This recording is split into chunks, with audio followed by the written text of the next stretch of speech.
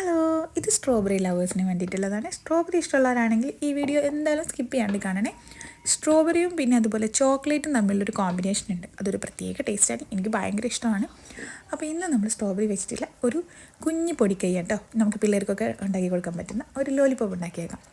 വലിയ പണിയൊന്നുമില്ല. ഇതുപോലെ സ്റ്റിക്ക് എടുക്കുക, ഇതിൽ കുത്തി വയ്ക്കുക, ഫ്രീസ് ചെയ്യുക. ഒരു 4 മണിക്കൂർ ഫ്രീസ് ചെയ്തതിന് ശേഷം നമുക്ക് ചോക്ലേറ്റ്, ഏതെങ്കിലും ഒരു ചോക്ലേറ്റ് എടുത്തിട്ട് ഒന്ന് ഡബിൾ ബോയിൽ ചെയ്തെടുക്കുക. ഒന്നെങ്കിൽ ഡബിൾ ബോയിൽ ചെയ്യാം, അല്ലെങ്കിൽ മൈക്രോവേവിൽ വെച്ചിട്ട് ജസ്റ്റ് ചൂടാക്കിയാൽ മതി, അലിഞ്ഞ് കിട്ടും. സ്ട്രോബെറി ഏകദേശം ഒരു 4 മുതൽ 8 മണിക്കൂർ വരെ വേണമെങ്കിൽ ഫ്രീസ് ചെയ്യാം കേട്ടോ. ഒരു 4 മണിക്കൂർ മതി മിനിമം.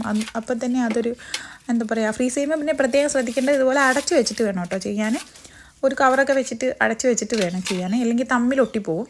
അപ്പോൾ ഇങ്ങനെ ഫ്രീസ് ചെയ്തെടുത്തിട്ട്, അല്ലെങ്കിൽ നമ്മുടെ സിപ്പ് ബാഗിലാണെങ്കിലും അതുപോലെ സെറ്റായിട്ട് വരും. ഇനി നമുക്ക് ചോക്ലേറ്റ് ഞാൻ ഡബിൾ ബോയിൽ ചെയ്ത് വെച്ചിട്ടുണ്ട്.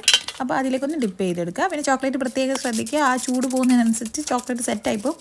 അതുകൊണ്ട് തന്നെ അതിൻ്റെ ആ ചൂട് നിലനിർത്തിക്കൊണ്ട് തന്നെ നമ്മൾ പെട്ടെന്ന് ഇത് ഡിപ്പ് ചെയ്ത് എടുക്കണം. ഫ്രോസൺ സ്ട്രോബെറി ആയതുകൊണ്ട് തന്നെ നമുക്ക് ആ മാജിക് കാണാൻ പറ്റും. അത് ആ ചോക്ലേറ്റ് അപ്പം തന്നെ ഓൾമോസ്റ്റ് സെറ്റായിട്ടുണ്ടാവും. നമ്മൾ ജസ്റ്റ് ഒന്ന് മുക്കി ഇപ്പുറത്തോട്ട് എടുത്ത് വെക്കുമ്പം തന്നെ ചോക്ലേറ്റ് സെറ്റായിട്ടുണ്ടാവും കേട്ടോ. അങ്ങനെ തിന്നാനും നല്ല ടേസ്റ്റാണ്. ആ ചൂടും ഉള്ളിലുള്ള തണുപ്പും എല്ലാം കൂടെ കൂടിയിട്ട് അടിപൊളി ടേസ്റ്റാണ് കേട്ടോ. ഇല്ലെങ്കിൽ നമുക്ക് ഇത് ജസ്റ്റ് ഇനി ഒന്നും കൂടെ ഏകദേശം 1 മണിക്കൂർ നേരം എഗെയിൻ നമ്മളിതുപോലെ കവർ ചെയ്തിട്ട് വേണം ഫ്രിഡ്ജിൽ വെക്കാൻ. കവർ ചെയ്യാൻ വേണ്ടിയിട്ട് ഫോയിൽ കവർ തന്നെ വേണം നിർബന്ധമൊന്നുമില്ല കേട്ടോ. പ്ലാസ്റ്റിക് റാപ്പ് ഉപയോഗിച്ചാലും മതി. ഇത് എന്നിട്ട് ഒരു അറ്റ്ലീസ്റ്റ് 1 മണിക്കൂറെങ്കിലും ഇതിൽ ഫ്രീസറിൽ സെറ്റ് ചെയ്യുക. അങ്ങനെയാകുമ്പോൾ പെട്ടെന്ന് പിന്നെ പൊടിഞ്ഞു പോവില്ല. ഇനി നിങ്ങൾ ക്ലോസ്ഡ് ആയിട്ടുള്ള കവറിലേക്ക് 1 ഹവർ കഴിഞ്ഞതിന് ശേഷം വേണമെങ്കിൽ സിപ്പ് ബാഗിലൊക്കെ ആണെങ്കിൽ അതിൽ കളക്ട് ചെയ്ത് വെച്ചാൽ ഇത് ഒട്ടിയൊന്നും പോവില്ല കേട്ടോ. അങ്ങനെ തന്നെ സെറ്റായിട്ട് നിന്നോളും. പിന്നെ ഫ്രീസറിലാണ് കേട്ടോ ഇത് വെക്കേണ്ടത്.